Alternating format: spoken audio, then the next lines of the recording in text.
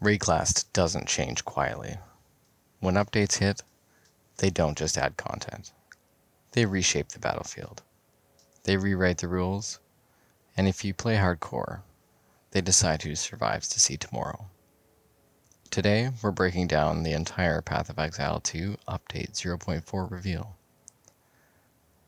The new Druid class, the fate of the Vaal League, massive endgame changes, and a full list of new systems coming this December. This is Last Exile Standing, and here's everything you need to know. Path of Exile 2's newest class is here. The Druid, a hybrid strength and intelligence caster who shapes between 3 different forms, each with its own combat style and spell identity. This isn't skill bar swapping. This is instant, fluid transformation based on what you cast. Human magic 1 second, raging beast the next. Let's break down what each form offers. The Bear is a melee bruiser, built around rage generation and slow, crushing attacks. Some of its key features include a Furious Slam, a heavy AoE that spends rage for huge impact, Rampage, a charging attack that smashes through packs, Ferocious Roar, buff the next slam or empower allies, Walking Calamity, its ultimate. The bear becomes a moving storm of fire, burning everything around it. If you want survivability, this is the safest druid form. High life, predictability, and built-in rage sustain. The wolf is fast, aggressive, and built around cold-infused strikes and mobility. Some of his major abilities include Lunar Assault, freeze and shred enemies in front of you, Pounce, which is leap, mark enemies, and summon wolf companions, Cross Slash, detonate marks into exploding ice shards, and its ultimate, Lunar Blessing, transform into an Arctic werewolf with massive speed and cold damage. Wolf is powerful, but punishable. Mobility can get you into trouble if you overcommit. And finally, we have the Wyvern, which mixes melee hits with long-range breath attacks, creating a flexible spell attack hybrid.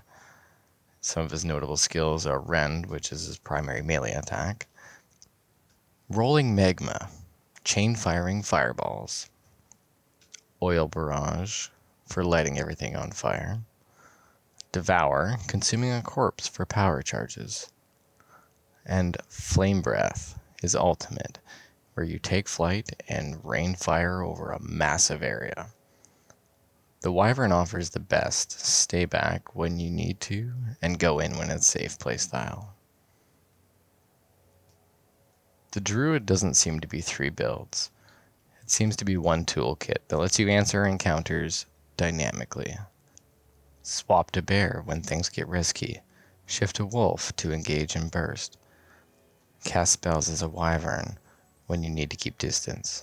This class will absolutely reshape the early league races and hardcore metas. Spell totems have been expanded into a new universal system. You socket any spell into a totem meta gem, and the totem automatically casts it, consuming your endurance or power charges. This means free damage, free clear, free utility, synergizing for any build, druid or not. Some of the new support gems that have been included are Fan the Flames, which spreads fire exponentially better, Accelerated Growth, plant builds explode sooner, Advancing Storm, storm skills move with you, Echoing Cry, war cries repeat automatically, and Grounding Shocks, lightning chains between enemies. New supports equals new build archetypes. And with 250 plus passive changes, PoE's build system is about to open wide. The Druid brings 2 new Ascendancies. One being the Shaman, which can do things such as converting rage into spell damage, controls runes, idols, and elemental storms, and also blends beast ferocity with human magic. Great for hybrid spell melee, elemental catalysts, and hardcore friendly tanky casters. Whereas the Oracle predicts future skill outcomes, gains massive bonuses from foresight, uses moment of vulnerability to merge timeline advantages, and unlocks 130 plus passive nodes through the unseen path. Great choice for high APM casters, perfect rotation builds, and big brain players who like depth. This may be the most unique Ascendancy GGG has ever made. This is the biggest league mechanic PoE2 has shown so far. The core idea: build your own Vaal temple, shape its rooms, and change its future by traveling to the past. How it works: activate ancient devices, sacrificing monsters to open portal pieces. Enter the Vaal temple, a blank layout. Place rooms. Choose your 6 rooms, their types, and their connections. Level the rooms, complete objects to upgrade them. Time travel. Use the prototype time portal to go backward and change your previous decisions. Reap rewards. Crafting rooms, corruption chambers, body modification labs, and more. Some of the key high-value rooms include the corruption chamber, double corrupt your gear, the flesh surgeon, which replaces a character's body part. So many build options coming with this. Vaults, currency storage, and weapon and armor forges. Powerful crafting early in leagues. This league is deep. It has planning, optimization, danger, and replayability. Expect lethal traps, heavy Vaal damage bursts, and high-risk, high-reward layouts. Next is the Pinnacle boss, full power Atziri.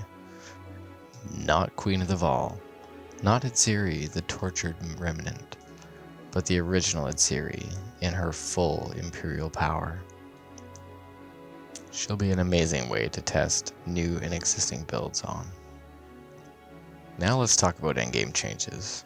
The Rise of the Abyssal goes core. Abyss encounters can now appear in endgame maps, and Abyss tablets replace waystones. Monster density changes. Packs don't scale to ridiculous levels anymore. Difficulty scales up without 400 mobs per screen, and the performance is better, meaning cleaner fights.